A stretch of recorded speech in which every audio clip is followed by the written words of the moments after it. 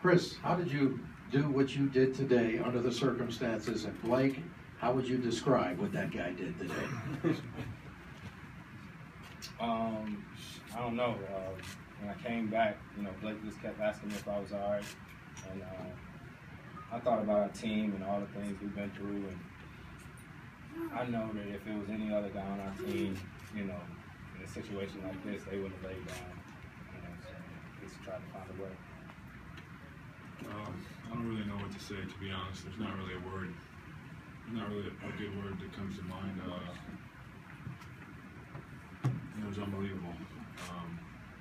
To be injured like that, when he came back, I was like, man. I asked him, I was like, what can you do? What can you do anything? And he was like, we'll see. And so, right? And the way he played, not only the way he played, just like the spirit and resolve. You guys saw the shots, but you don't see in the timeouts and the huddles, things like that. So it's huge. I don't really have a word to describe it, to be honest. Chris, they've been the team to beat in the West your entire career. What's it like to beat that team like that?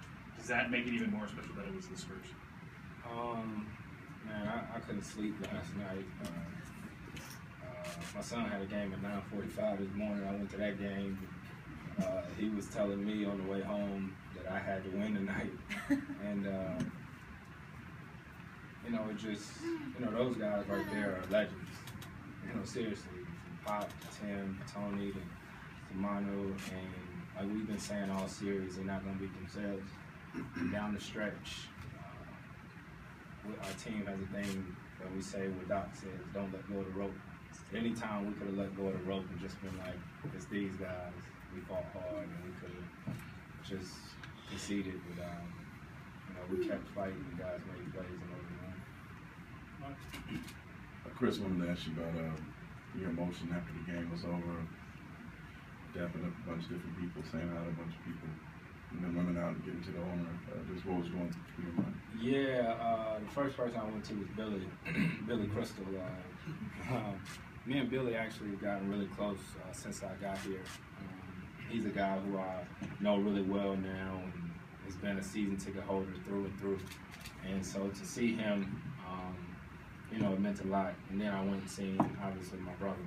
That's my ace, my road dog. And he the guy who, when I'm missing shots, is on the baseline talking junk to me. So to finally, it's only round one, but that team over there, it's crazy that was the first round of the playoffs. And also for both of you guys, can you just take us through that play where Chris made the shot and thoughts on that?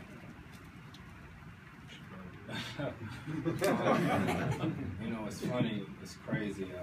When we finished walkthrough today, when the team broke down, Doc called me and Blake over, and we talked about it. We talked about if we get down into a last-second shot, what we wanted to do.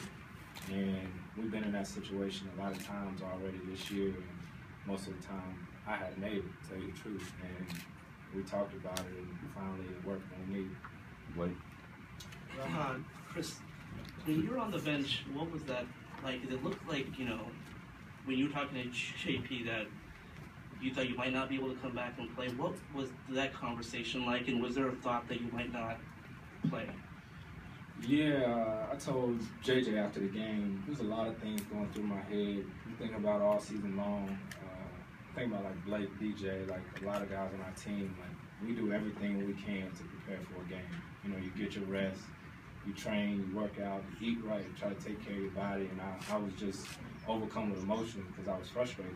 Because I was like, all this time, all season long, in Game 7, my body gonna let me down. So that's what it was all about right there. Hey, Blake, what is this been like for you? This hockey room, you see kids around there all the time. For you to be able to have this time with your son up here at the podium, what's that like? It's awesome, man. It's really since I've been here, since the last 3 or 4 years, after every game, you guys see all the kids in the locker room. He has no clue what's going on. He has no clue what just happened. Or who he's sitting next to. It's all, I don't really know how It puts everything in perspective. I don't. Blake used to be the first one to call it daddy daycare.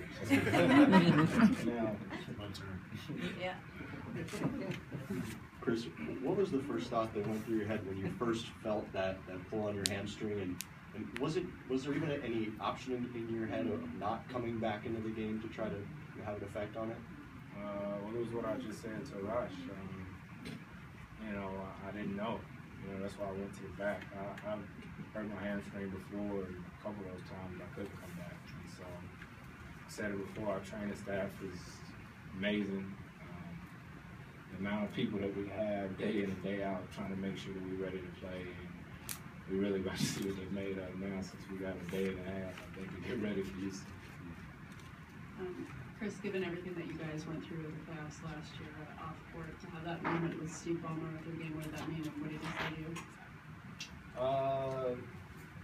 We sort of had that moment a lot of times shooting Mr. Ballmer, big games and stuff like that. But our team talks about it, and we talk about how he is. Like he's amazing. How he supports us on the road, all that stuff like that. He's an amazing owner. Like the last 6 minutes of that game, it seemed like every possession meant the world, and both teams were executing at such a high level. What was that like to be out there for that? And can you describe kind of that stretch? Really, it is in the last 6 minutes, but really it's the entire game. With a game like this, I mean, you almost have to play a perfect game to win this game. The last 6 minutes, we had some hiccups, we had some things we didn't do well, but ultimately guys got it done.